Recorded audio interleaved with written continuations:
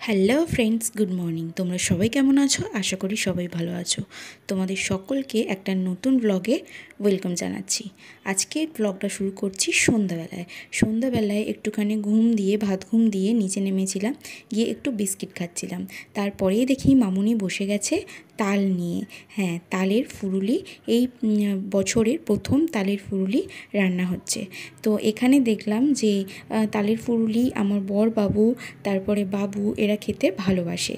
কিন্তু আমাদের ওখানের বাড়িতে বছরে একবারই তাল রান্না হতো, সেটা হচ্ছে জন্মাষ্টমীর দিনকে। কারণ ওখানে কেউ খুব একটা তালের ফুরুলি খেতে ভালোবাসে না, মানে খায়, একদম যে খায় না তা না, অল্প স্বল্প খায়।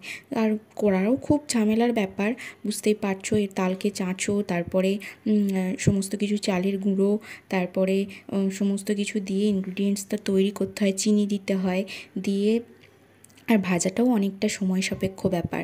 আর এইভাবে করে মামুনি নিচে গিয়ে দেখলাম তালটা পুরো চেঁচে ফেলেছে, তারপর সব রেডি করে ফেলেছে, একদম ব্যাটারটা রেডি করে এখানে ভাজতে আরম্ভ করে দিয়েছে তালের ফুলুরি। তো আমিও খুব একটা বেশি খাই না তালের ফুলুরিটা, মানে খুব একটা না, মানে গন্ধটা খুব একটা মানে ভালো লাগে না। তারপরে তালের ফুলুরি দেখবে খাওয়ার পরে একটুখানি তেতো তেতো লাগে শেষের দিকটা, ওইটা আমার একদম পছন্দ হয় না, সেই জন্য খুব একটা খেতে ভালো লাগে না।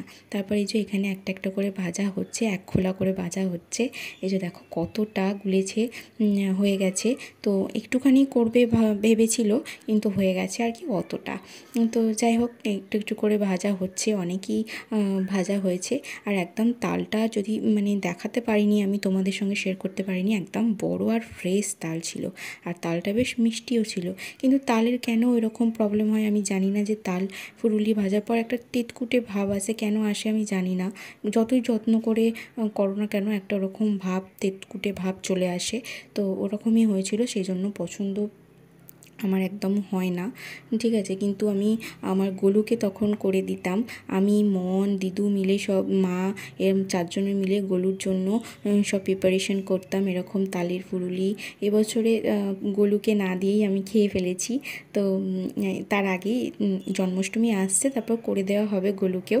আর এখানে আরেকটা জিনিস করেছিল হচ্ছে ভাজা পিঠে। এই ভাজা পিঠেটা খেতে আমার বেশ ভালো লেগেছে, বেশ টেস্টি ছিল, মিষ্টি মিষ্টি একটুখানি ছিল। মিষ্টি আমি যদিও খুব একটা পছন্দ করি না, কিন্তু এই ভাজা পিঠেটা বেশ ভালো লেগেছে আমার খেতে। তো আমি এখানে দেখতে পাচ্ছ এর বেশিরভাগই আমি খেয়ে ফেলেছি। তো এরকম ভেজে টেজে এই যে বসে পড়েছিলাম দুজনে মিলে। এই যে মামুনি এখানে দুটো থালা সাজিয়ে দিয়ে দিয়েছে, আর আমাকে বলছে যে তোমার যেটা ভালো লাগে, যেটুকু ভালো লাগে তুমি খাও। তো এই ছিল আজকের ভিডিওটা ভালো লাগলে লাইক, শেয়ার, সাবস্ক্রাইব।